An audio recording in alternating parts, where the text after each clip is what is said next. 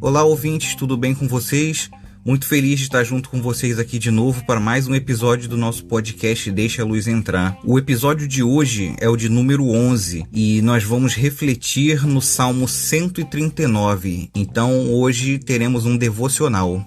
Vamos lá ouvir o que o Senhor tem para falar para nós hoje?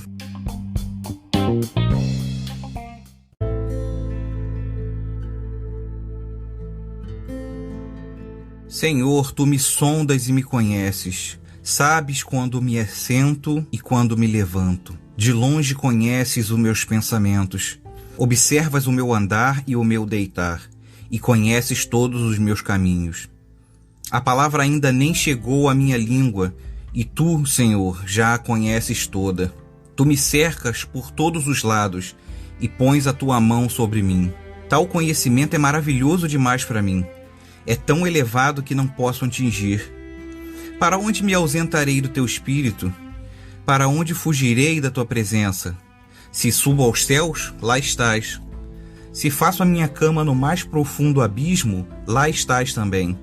Se tomo as asas da alvorada e me detenho nos confins dos mares, ainda ali a Tua mão me guiará e a Tua mão direita me susterá. Se eu digo, as trevas com certeza me encobrirão, e a luz ao meu redor se fará noite. Até as próprias trevas não te serão escuras, e a noite é tão clara como o dia.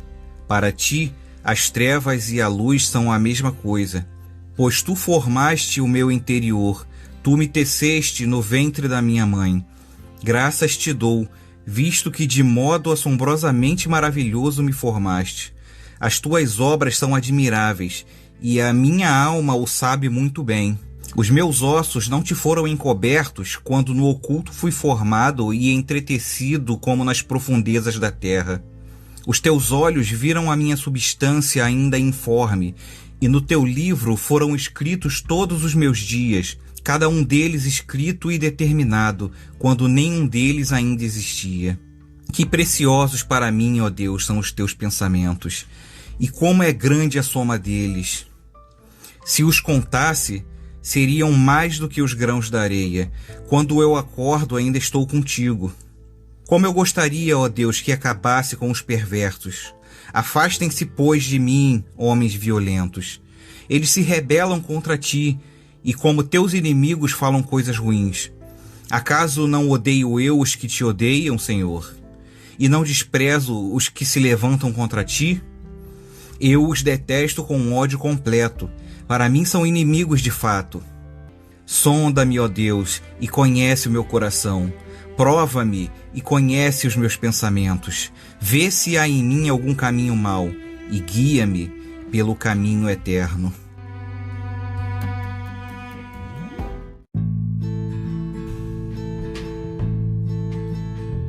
Para a gente entender esse salmo que é atribuído a Davi, primeiro a gente divide em duas partes, que é do versículo 1 ao versículo 18, e aí a conclusão do 19 ao 24.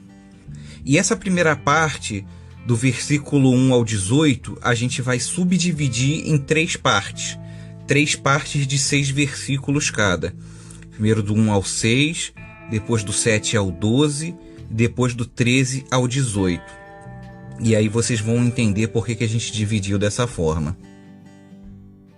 Primeiramente, Davi começa refletindo aqui e argumentando a respeito de um atributo de Deus. Na verdade, essa primeira parte toda dos versículos 1 ao versículo 18, Davi ele vai fazer esse exercício de desenvolver com palavras um entendimento a respeito da pessoa de Deus, de alguns atributos de Deus. E a gente vai ver aqui nos primeiros versículos de 1 a 6, na primeira parte, que Davi está observando aqui, ele está desenvolvendo a respeito de um atributo que é conhecido como a onisciência de Deus. Ou seja, é o atributo que diz que Deus conhece e sabe todas as coisas. Que Deus tem um conhecimento perfeito sobre todas as coisas. E Ele vê todas as coisas. No versículo 1, ele diz: Senhor, Tu me sondas e me conheces. Aqui ele dá uma ideia geral da onisciência de Deus, porque essa palavra sonda, essa palavra sondar, esse verbo, ele no hebraico, que é o idioma original, ele tem o sentido literal de peneirar, assim como o garimpar, por exemplo. O que o garimpeiro ele faz? Ele vasculha, né? Ele peneira até ele encontrar aquilo que ele quer. Ele faz uma investigação minuciosa naquilo que ele está buscando. O conhecimento de Deus a nosso respeito, ele é de uma forma que a gente possa expressar. O conhecimento de Deus se assemelha a esse processo profundo de peneirar, de garimpar, de vasculhar, de investigar. Deus, ele nos vê dessa forma, ele nos sonda e ele nos conhece dessa forma. Nos versículos seguintes, Davi ele vai desenvolver como que é esse conhecimento. Primeiro, ele no versículo 2, ele fala que Deus ele nos conhece. Ele conhece os nossos movimentos, ou seja, ele sabe quando eu me assento, quando eu me levanto. Ele conhece os nossos movimentos, os nossos passos. A cada mínimo movimento tão sutil, né, de simplesmente se sentar e de levantar. Deus ele tem conhecimento de cada ato desse nosso. E ele continua dizendo no versículo 2 ainda que de longe conheces os meus pensamentos. Uma forma de interpretar isso poderia ser, como ele usa a palavra longe, é que mesmo Deus estando no céu, no seu trono de glória, a distâncias incalculáveis ou a distâncias inalcançáveis por nós, ainda assim de lá ele conhece os nossos pensamentos. Mas eu acho que essa interpretação da palavra longe, ela não está adequada de acordo com o contexto do restante, que a gente vai ver mais à frente. Eu vejo aqui que de longe conhece os meus pensamentos, assim como outros comentaristas, eles vão dizer, o de longe, na verdade, quer dizer que antecipadamente, ou seja, de longe, antes mesmo dos nossos pensamentos serem formados na nossa mente, ele já o conhece. E isso tem tudo a ver com o que ele vai dizer a seguir, que a palavra ainda nem chegou na minha língua e tu, Senhor, já conheces todas. Então você vê como se conecta uma coisa com a outra. Antes da gente pensar, ele já sabe. Antes da gente falar, ele já conhece.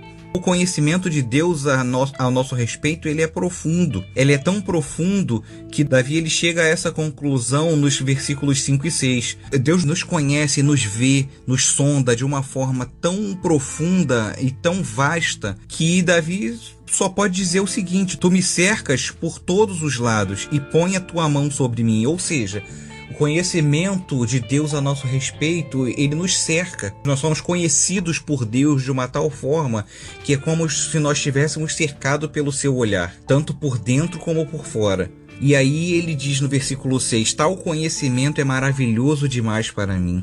É tão elevado que eu não posso atingir. O conhecimento de Deus é tão maravilhoso aos olhos de Davi aqui, que ele percebe que é tão elevado que é inatingível para nós esse conhecimento. Seja inatingível no sentido de nós mesmos não termos tal conhecimento a respeito de nós, porque nós não conhecemos tão bem quanto Deus nos conhece. E da mesma forma, Davi pode estar querendo dizer aqui que é um conhecimento tão alto que nenhum de nós poderia chegar a um nível de conhecimento a respeito de nada da maneira como Deus conhece todas as coisas. Porque a onisciência de Deus é um atributo inatingível para nós. Aí, a partir do versículo 7, entre o 7 e o 12, Davi ele já vai trabalhar aqui sobre a onipresença de Deus, ou seja, Deus ele está presente em todos os lugares. Ele não somente sabe de todas as coisas e vê todas as coisas, mas ele também está presente em todos os lugares. Então ele vai dizer no versículo 7, para onde eu me ausentarei do teu espírito? E para onde fugirei da tua face? Não que aqui Davi esteja planejando ou de certa forma desejando se ausentar da presença do Senhor, mas aqui na verdade ele está constatando aqui em forma de pergunta, seriam perguntas retóricas. Para onde eu me ausentarei do teu espírito? E para onde fugirei da tua face?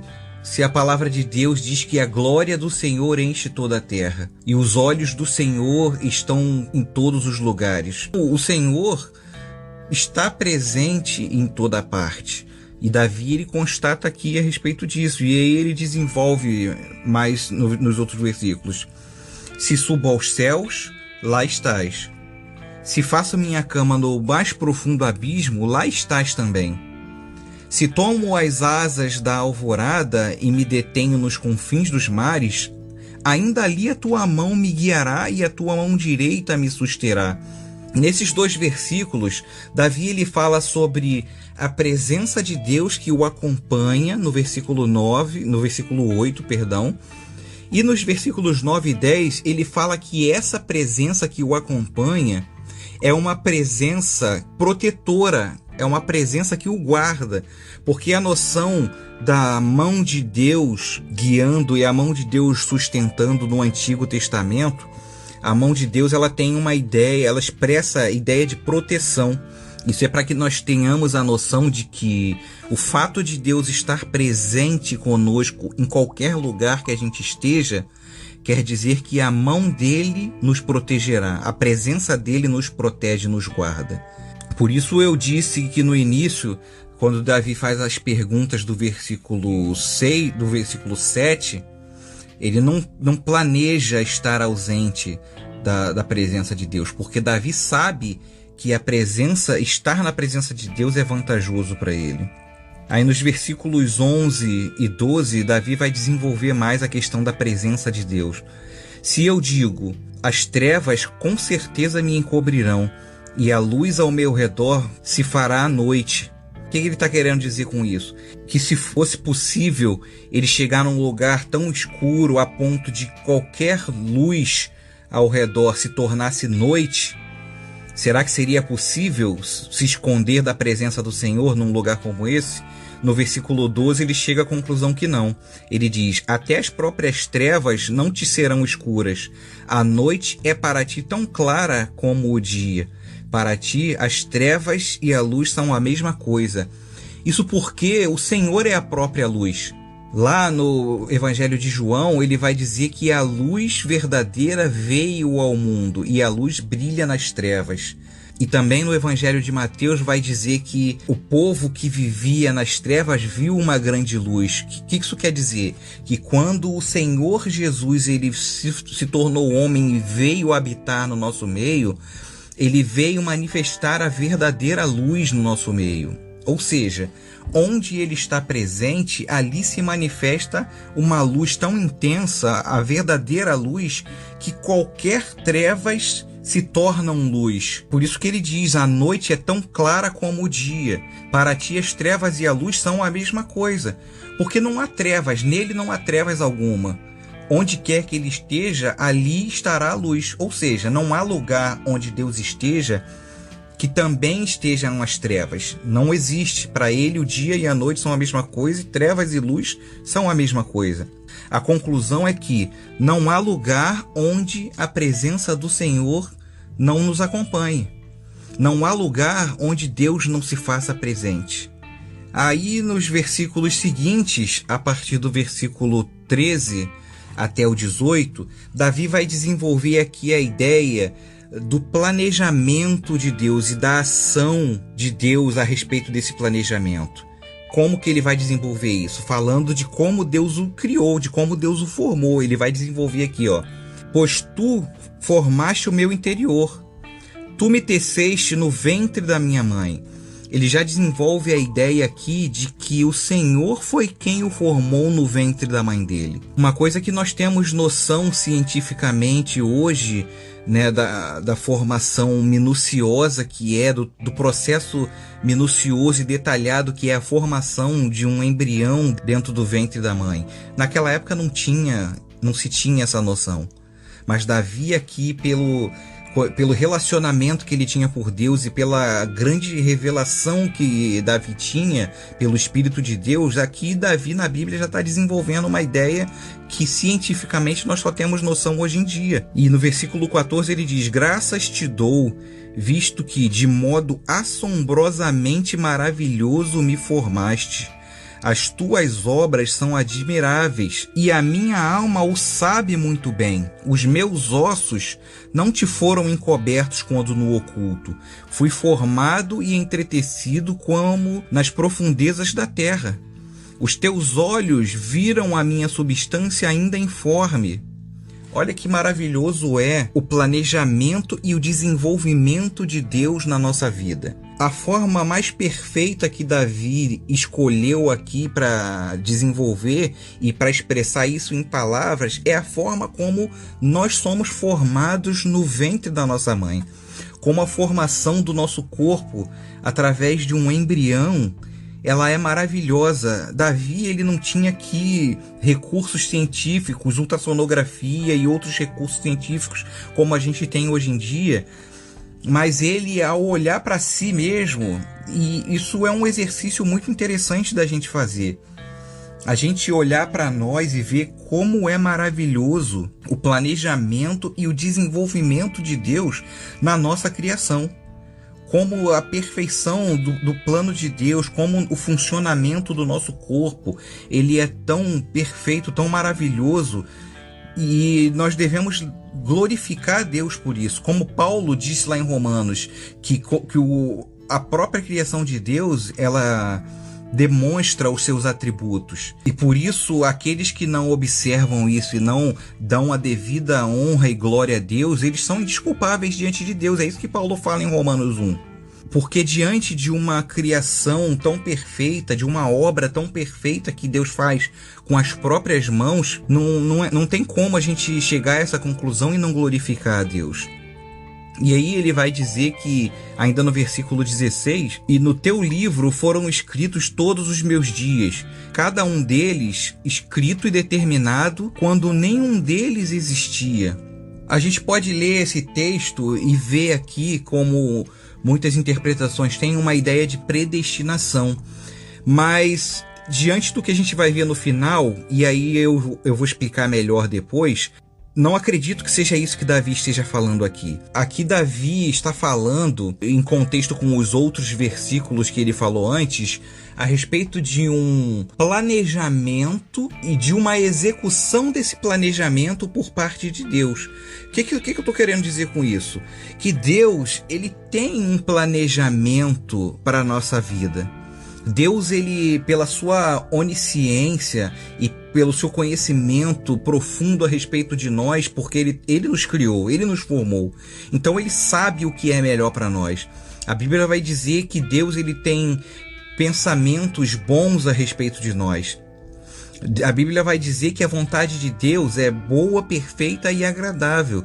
E ele vai dizer que ele nos criou para boas obras. Mas isso não quer dizer que todos nós vamos trilhar por esse caminho. Então o que Davi está querendo dizer aqui é que todos os dias da vida de Davi já estavam determinados para que Davi caminhasse nesses dias. Mas cabia também a Davi seguir esses caminhos pela orientação do Senhor. Por isso que ele vai dizer aqui no versículo 17: quão preciosos para mim, ó Deus, são os teus pensamentos. E aqui ele vai dizer pensamentos ou propósitos, em outras traduções. Essa palavra pensamentos pode ser traduzida como propósitos. E como é grande a soma deles. E aqui, como é grande a soma deles, pode ser traduzido também como é grande a altura, ou como eles são altos. À medida que Davi vai seguindo os caminhos de Deus e vai vendo esses caminhos sendo concretizados, esses planejamentos que estavam antes escritos por Deus, se concretizando porque Davi entregou seus caminhos na mão do Senhor, ele vai vendo como são maravilhosos esses caminhos e como eles são altos.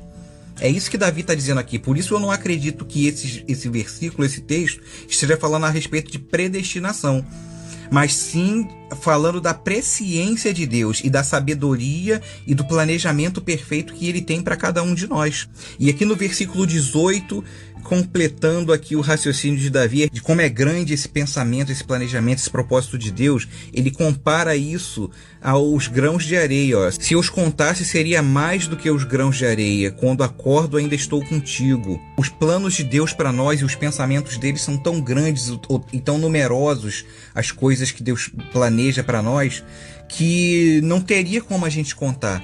que você dormiria e acordaria e não teria fim. O que quer dizer que seguir esse planejamento de Deus, esse propósito de Deus, é a melhor coisa que Davi faria.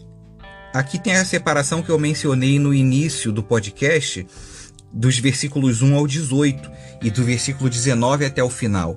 Porque aparece aqui, a gente lendo friamente, parece uma ruptura aqui do pensamento que tem até o versículo 18 e uma continuação, como se fosse um texto que foi ligado a outro que não tinha nada a ver.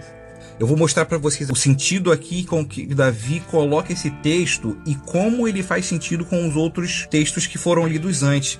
E, na verdade, esse texto que vem a seguir, esses versículos do 19 ao 22, são, na verdade, o propósito de todo o Salmo. Essa queixa que Davi vai fazer aqui, esse desabafo que Davi vai fazer nesses versículos, são o propósito do Salmo, na verdade. O que Davi fez antes foi desenvolver uma ideia para depois encaixar esses textos do seu lamento, da sua queixa, e finalizar com os 2 versículos finais que eu vou explicar mais para frente. Então Davi vai dizer aqui: como eu gostaria, ó Deus, que acabasses com os perversos. Afastem-se, pois, de mim, homens violentos. Eles se rebelam contra ti, e como teus inimigos falam coisas ruins. Acaso eu não odeio os que te odeiam, Senhor? Eu não desprezo os que se levantam contra ti? Eu os detesto com ódio completo. Para mim, são inimigos de fato. Aqui a gente tem 2 perspectivas que a gente precisa levar em consideração antes da gente interpretar ou julgar aqui o que Davi está falando. Primeiro a gente precisa analisar o contexto histórico. O contexto histórico aqui, por isso é importante a gente saber a autoria desse salmo. Porque a gente analisando o contexto aqui da vida de Davi, a gente entende o que Davi pode estar querendo dizer e por que Davi pode estar fazendo esse desabafo. A vida de Davi foi uma vida repleta de conflitos, guerras e perseguições. Até por isso, Davi não pôde, segundo a palavra de Deus, construir com as suas mãos o templo, porque Deus disse que as mãos dele estavam cheias de sangue. Porque Davi foi um rei guerreiro, Davi foi um homem de guerra. Davi ele sofreu perseguição de pessoas de perto, até da própria família. Davi ele sofreu perseguição de Saul, quando Saul começou a invejar a fama que Davi começou a desenvolver entre o povo. Sofreu perseguição e traição de Joabe, que era um de seus generais.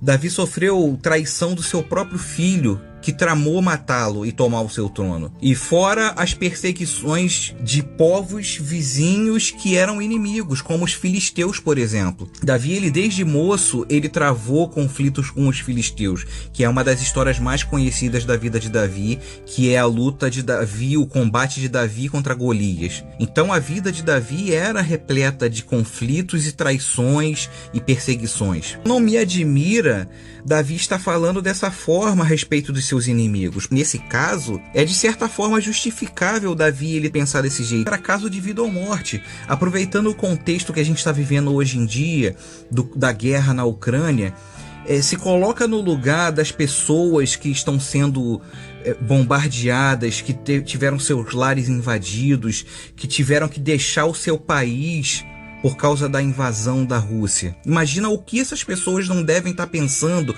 ou como o coração dessas pessoas não devem estar a respeito do exército russo, ou mais especificamente do Putin. Eu não duvido que sejam pensamentos parecidos ou até piores do que esses que Davi está tendo aqui a respeito dos seus inimigos. Então esse é um contexto que deve ser levado em consideração aqui.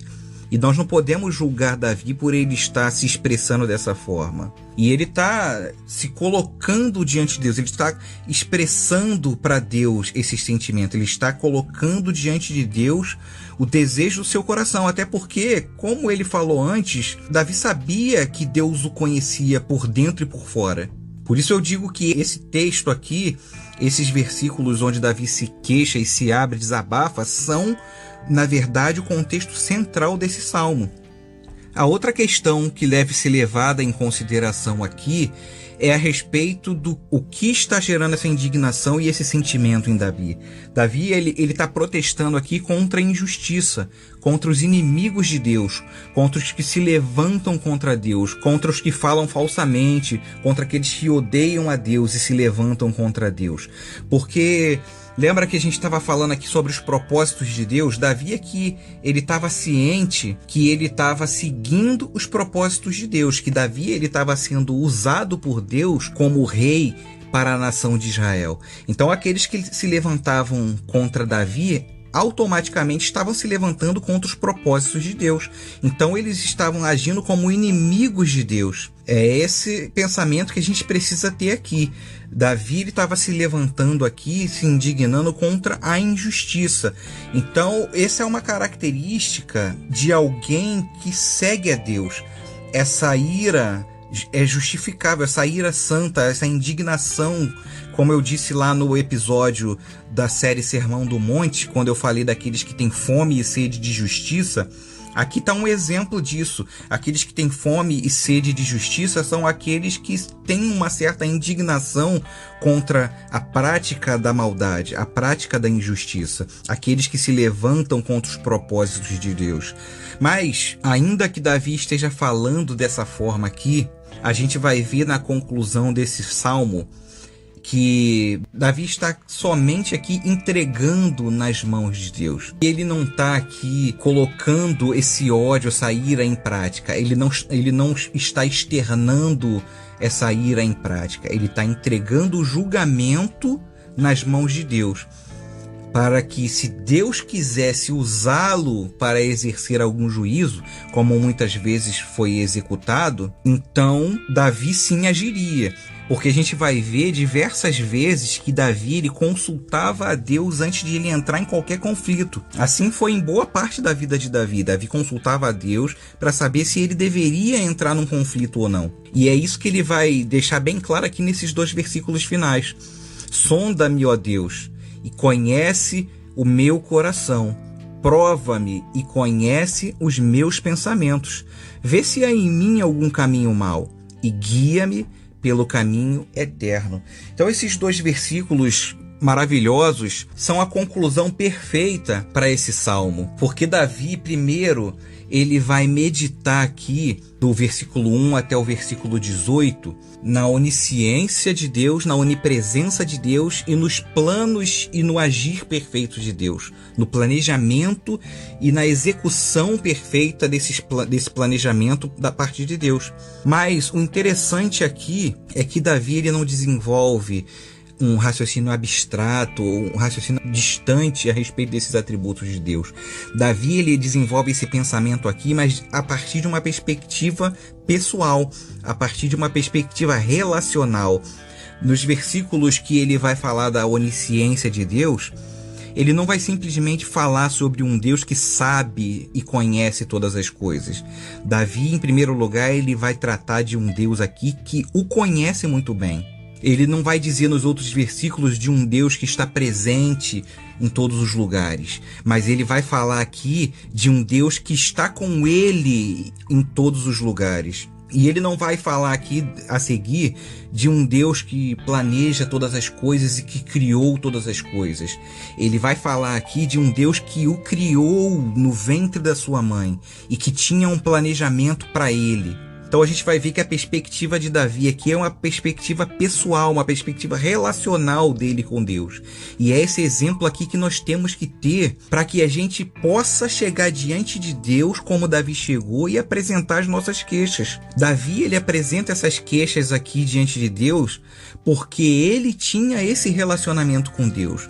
Ele tinha esse relacionamento com o Deus que o conhecia, com o Deus que estava com ele e com o Deus que o formou. A gente precisa desenvolver esse relacionamento com Deus. Não basta a gente simplesmente chegar e apresentar as nossas causas diante de Deus antes da gente se relacionar com Deus e a gente ter certeza que essas causas elas são realmente justas. Por isso ele apresenta e se coloca diante de Deus aqui no final aqui como conclusão. Sonda-me e conhece o meu coração. Prova-me. Esse prova-me aqui, ele está falando justamente disso. ele colocou uma queixa diante de Deus e ele está se colocando à prova. Conhece os meus pensamentos, julga. Ele está falando aqui para Deus: olha isso que eu te apresentei aqui, Senhor. Julga isso aqui, vê se está correto, vê se sou eu realmente que estou certo aqui. Ele está se colocando aqui diante de Deus para ser julgado. Ele não está colocando aqui incondicionalmente uma coisa para Deus executar aqui, como muitas vezes nós vemos hoje em dia ser ensinado a ser pregado, ou nós mesmos às vezes fazemos, como se o Senhor fosse o nosso servo, como se o Senhor fosse um executor das nossas tarefas, como se a gente olhasse alguma causa e tivesse alguma coisa que nós julgamos que nós estamos sendo injustiçados, ou que nós estamos sendo perseguidos, ou que nós estamos sendo feridos, e entregasse na mão de Deus e ele simplesmente fosse conceder o nosso desejo. Não é assim que funciona. Nós precisamos nos submeter ao escrutínio de Deus, à avaliação de Deus, à prova de Deus. E aí ele vai ver, como diz no versículo 24, se há em nós algum caminho mau. E aí ele conclui dizendo: e guia-me pelo caminho eterno. Que caminho eterno é esse? O caminho eterno é esse caminho que ele falou lá nos versículos anteriores, quando ele diz sobre o planejamento de Deus, no versículo 16. No teu livro foram escritos todos os meus dias, cada um deles escrito e determinado, quando nenhum deles ainda existia. Por isso eu digo que esse texto não fala de predestinação, mas sim de um planejamento que depende também da gente se colocar à disposição de Deus e se colocar diante de Deus para que Ele nos guie por esse caminho, para que a gente examine se há algum caminho mau em nós e para que Ele nos guie por esse caminho eterno, esse caminho correto.